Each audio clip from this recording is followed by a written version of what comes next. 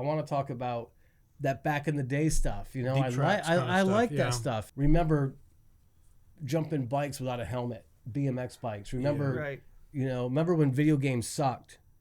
You know, but we thought they were so good though. I remember they sucked, but I was so into it. Donkey Kong.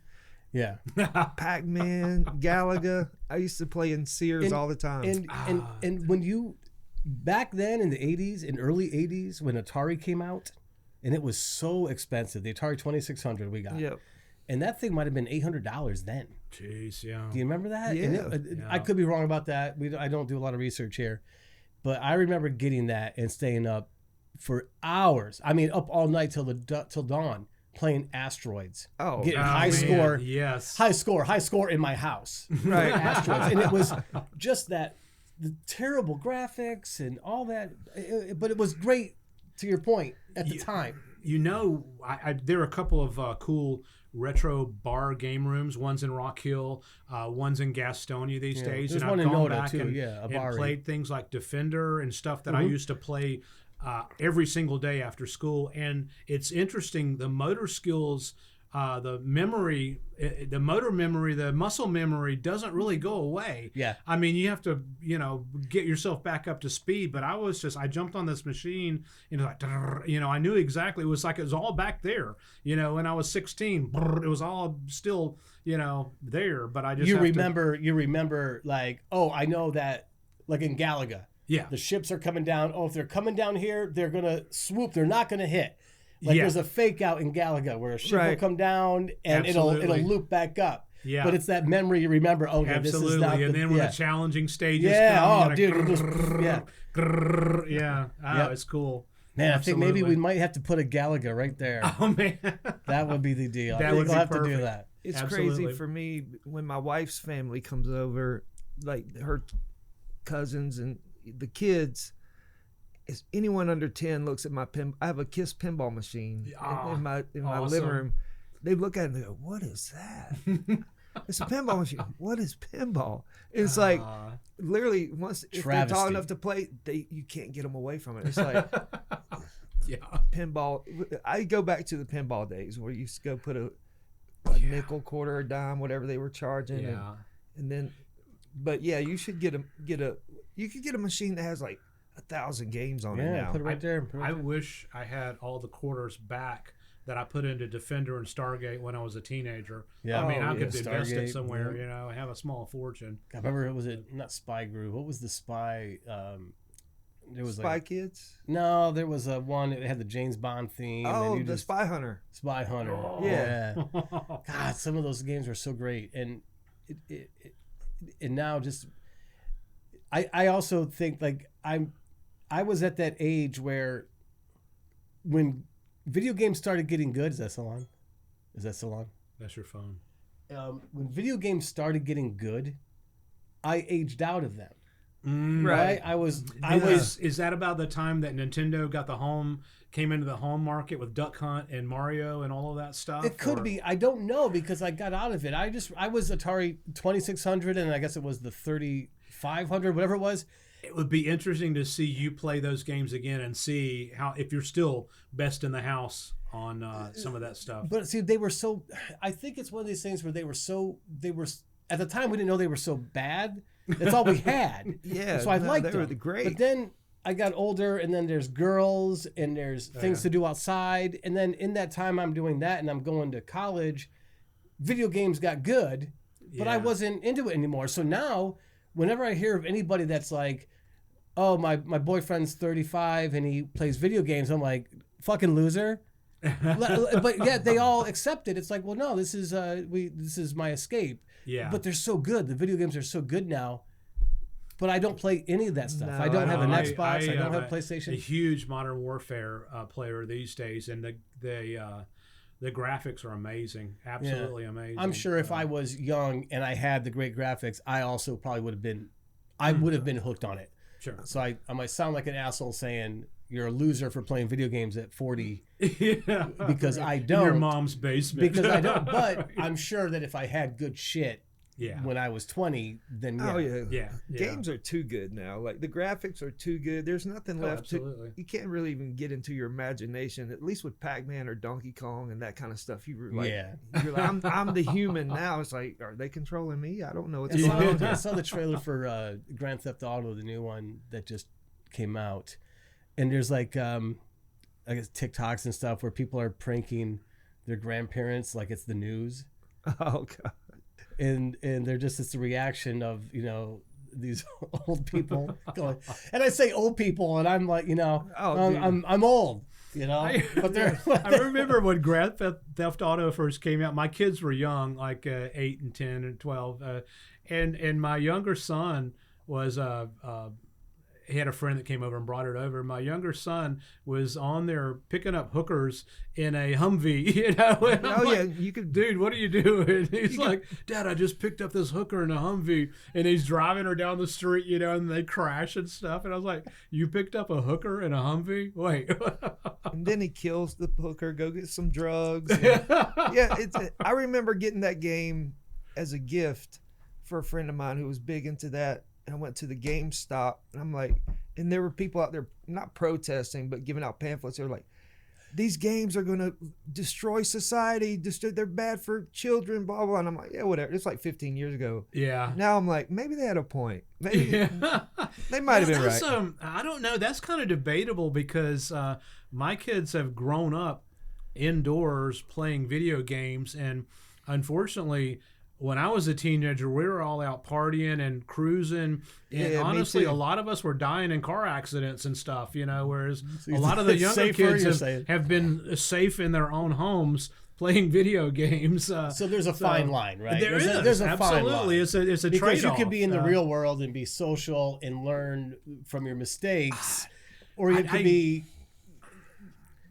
Man, when I was a teenager, we used to drag race down Highway 74 from red light to red light. Yeah. And it was fun as shit. We loved doing that on Friday and Saturday nights. I fortunately never got caught, but one of my friends was drag racing with another guy that I don't know, and the other guy ended up plowing into the rear end of some woman going down through there. It was a bad deal. Oh man, yeah. And I was like, man, I'm glad I wasn't there that night. I don't know what I was doing. Probably home, or probably at the game room playing Defender or something. What year was this? Well, this would be 81, 82, something like that. Yeah. Maybe 83. So, did you guys ever see the King of Kong documentary? What is it? Oh, the King of Kong. No, it's fantastic. It's about guys setting like the high scores in the Guinness Book of Records. Oh shit! Really? Yeah, it's really good, really good. Wow. There's a few like that, but the King of Kong is really good. Yeah. I did hear a story back in like 81, something like that, in Charlotte when video games were huge. There was a guy in Charlotte going for a world record on one of the video games. I don't remember which one. And the Channel 9 TV crew went to cover it. And the videographer that went to cover it was looking for a place to plug his lights in, and he actually unplugged the video game to plug his lights in, and ended up ruining this guy's run for the world record. That was a story that stuck with us for a while. First, because I was just getting into the TV business, and second, because I was into video games. I was like, man, that's gotta hurt. Dude, people who get into the high scores and stuff, like, I appreciate gaming. It's cool, whatever.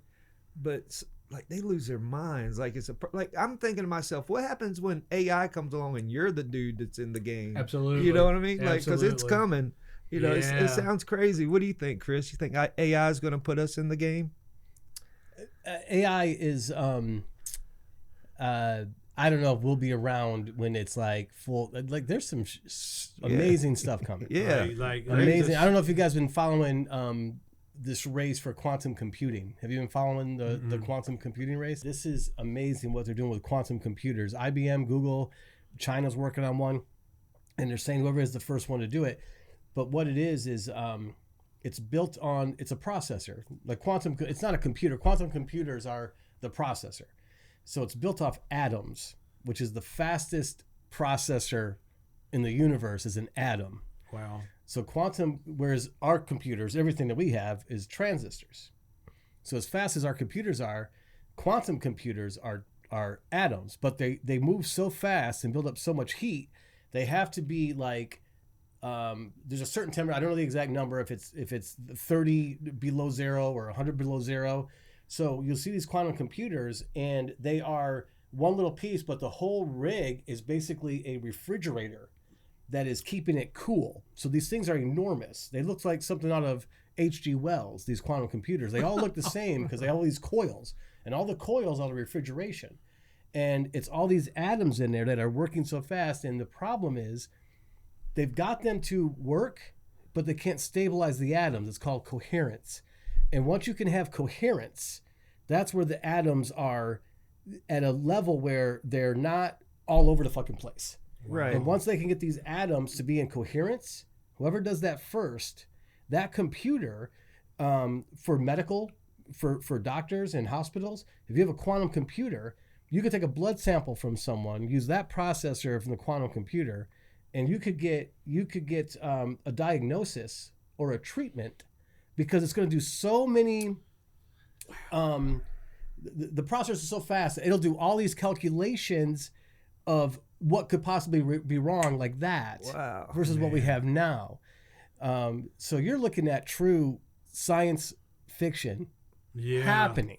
And so it's narrowing it down to the most likely ailment, given all the symptoms, or given what it's reading. I don't understand, because I'm still going, well, who programs it? Well, I guess that's not what it's about. The quantum computing is for as I understand it, again, this is called Idiots in Bars. I don't have the research. I'm trying to understand. I'm trying to watch these videos with all these scientists, all these different YouTube documentaries on it. Yeah. And I still don't know. I'm like, all right, well, but what I got out of it was that it's built off the atom, and they're saying if there are aliens that can reach us, then, like, if we were to send a message out into space, it could take 22,000 years to get somewhere.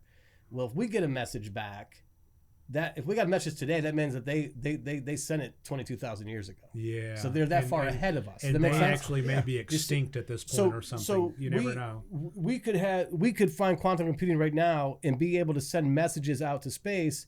It could take 25,000 years to get to somebody. But think about this, and this is what's freaky to me, is everything that has made our society modern and advanced has happened literally within the last 100 to 150 years. Crazy, right? And that's crazy because humans have been on the face of the earth for thousands and thousands of years. Billions. You're talking about I think it's 5 million. Yeah, you're talking years. About using fire and sticks and dude, rocks. You're talking about and then all of a sudden, when the Bronze Age came, the Bronze Age changed everything. Yes. And how long ago was that? And how long until it got to the Bronze Age? And then, like you just said, the Industrial Revolution, electricity, 200 years where we're bam.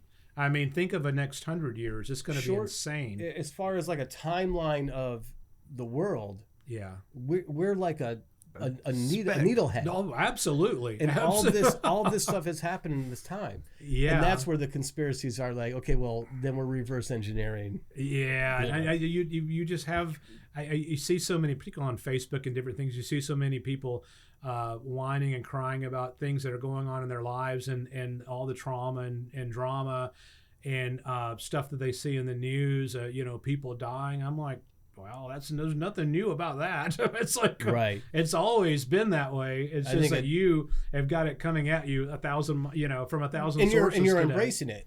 You're embracing it. Absolutely. If you were to think about, if you could get out of watching the news, because it's always the same.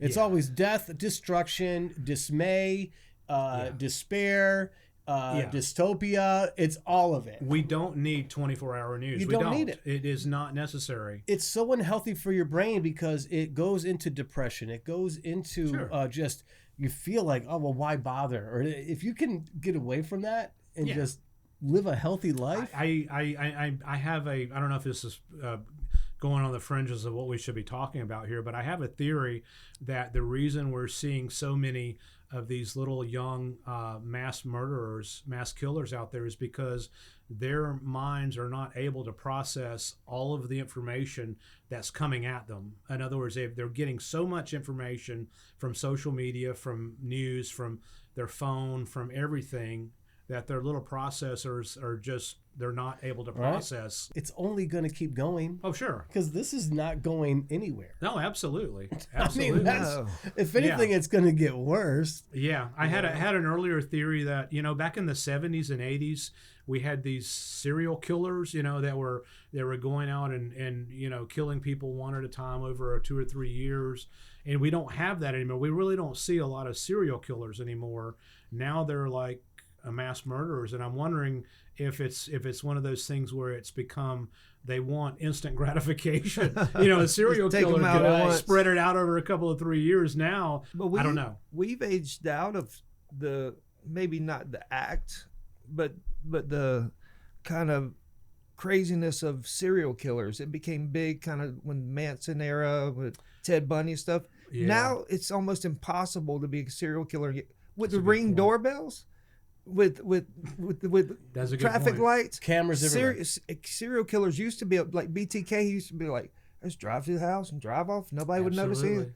Can't do that anymore. So the idea of a serial killer plotting and doing stuff over time is 10 times harder. Whereas if a guy just wants to say, I want to take out everybody, that's what he does. A hell of a point. And maybe that the whole model changed because it had to. Yeah. And also we don't have hitchhikers anymore. Does anybody hitchhike anymore? Well, onto the right. I don't know. I don't think I've my entire life. I don't think I've ever seen a hitchhiker. I've seen guys hitchhiking used to be big walking down the road on the highway like, okay, they probably need a ride, but no one's. By the time you fly by them, look, unless it's a woman, you're not turning around. I mean, if it's a girl walking down the road, I'll go up 3 miles. Where's the exit? I'll go back and then go back down, find the next exit. I think she was around here somewhere to get a better view. You need a ride? Right. You're not going to do that for a dude with a backpack. No. I would never pick up a hitchhiker, and I would never hitchhike. Hitchhiking in the South was a big thing through the kind of mid 80s. I would say that kind of dropped off, but. Yeah. I remember as a kid, the dudes and their girls were always like, especially going to the beach. Yeah. Because, they had their backpack on and their float and stuff. They were trying to get to the beach, Yeah. People knew, they knew, okay, this guy's, we're going there too. Now you just call an Uber or a Lyft. Yeah, but how many of those hitchhikers were serial killers? There was a couple. I want to say there was one in South Carolina. That's kind of how he got his victims. That definitely happened. I just saw a story the other day that Folly Beach had a serial killer, and in 1976. I had never heard of it before. I've been to Folly Beach many times. I love Folly Beach. I had never heard that Folly Beach had a serial killer. I mean, he killed like 8 girls in some little cabin on Folly Beach. Folly Beach is not a big place. I never heard that story. It's like a horror movie. It is. But it Folly was Beach 1976. Is like it's like just a T intersection, right? No, exactly. All it is, right? But like you were talking about, there's no modern technology, so nobody missed those girls for the longest time. Nobody saw what happened either. Yeah, back in the day, you go to the police department and report. They had to write everything out and then call a guy. Now it's like just blasted out there. He got away with it for decades, and technology caught up. How many people you think are still out there that got away with it? A lot to this day. Mm-hmm. A lot of older cats from the 60s and 70s probably have a couple of bodies on their body count for sure, especially up in New York area where it's like. The mafia isn't really a thing, but it kind of still is, Yeah, well, I would say the mafia is a different deal. That's, again, organized, right? Yeah. I'm just talking about guys that are like, I wonder if there's ever been anybody that's like, well, there must be. If he's not caught, he got away with it. Like, there's probably unsolved shit going down that some guys we'll never find it.